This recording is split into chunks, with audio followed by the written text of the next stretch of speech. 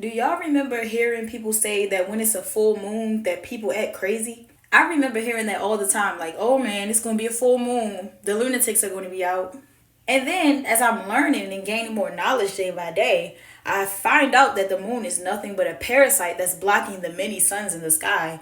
And those things that we think are stars shining bright at night are nothing but other suns. If you don't believe me, take a walk with me. So if you're new to my content, you know me. I'm big on etymology and searching up words. And don't come at me with the definition of the word queen. Yeah, I know all that. It's just too late to change my name. Now, lunatic.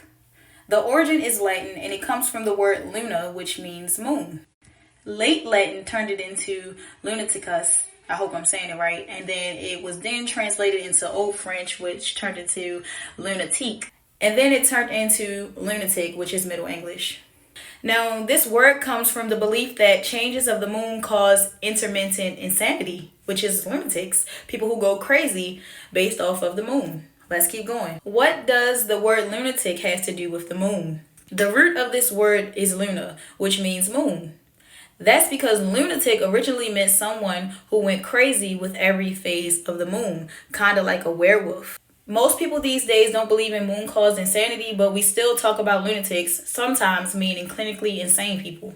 Why is lunacy related to the moon? The word lunacy comes from luna, and that's Latin for moon, as I already told you. This is because there was a time when we thought the power to change our moods and minds came from the sky, in which it does. Now, we know that our ancient ancestors used the skies to basically map out life and to communicate and all that kind of stuff, to navigate where they were, to get around. They used the signs from the sky. If you're Christian, if you've read the Bible, if you've been through Christianity to find your path to becoming your higher self, then you know that they always told you to watch the skies. So even down to the Hopi prophecy talking about the many suns, the blue Kachina, the red Kachina, and all of that kind of stuff. We also know that females' cycles reflect around the moon cycles, which means that we are connected to the moon, because if you believe that we are all one, we are all connected to source, which is the only one thing, the creator, and we are all parts of the creator here, even the moon, the stars, everything comes from the creator, then we are all connected. And that would mean that lunatic is actually a real thing. Now, a lot of people get into spirituality and they do things like sun gazing and different practices and use different tools like tarot cards and stuff like that to enhance their abilities. However, you do have some people who choose to moon gaze. When you moon gaze too much, you can become a lunatic. The moon is a parasite. It is here to suck our energy away and to trap us into the matrix. TikTok, this video is for educational and entertainment purposes only and protected by the First Amendment right to free speech. Everything I'm saying is hypothetical. Now, if the moon's sole purpose of being in the sky is to keep us in this matrix, then being as though it is tied to lunatics and lunacy, it would make so much sense, because if you become too attached to this thing that is not supposedly naturally supposed to be in the sky, then you can be basically brainwashed or controlled mentally by the signals or whatever it is, the vibrations, whatever it is, the energy that this moon gives off, which will then in turn you into a lunatic, which is someone who has no control of their own mind. Now, I say all this to say I'm only making this video to be thought-provoking, to get you to think, to make you be like, what if? You know what I mean? Like, but there's truth to everything. There is not one definite truth, right? So with all of this knowledge that we know, the stuff that I'm saying is really not that far-fetched.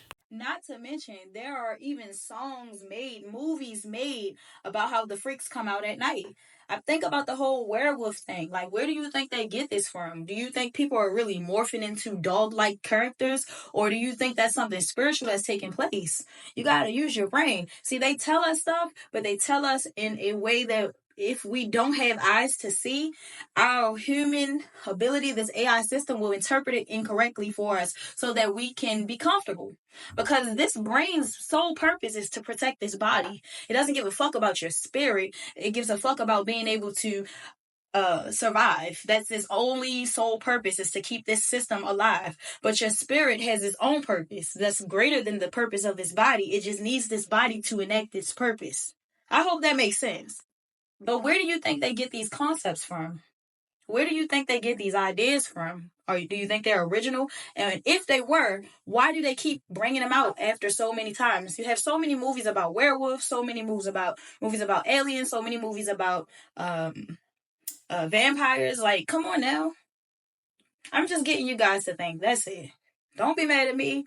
I'm just a messenger.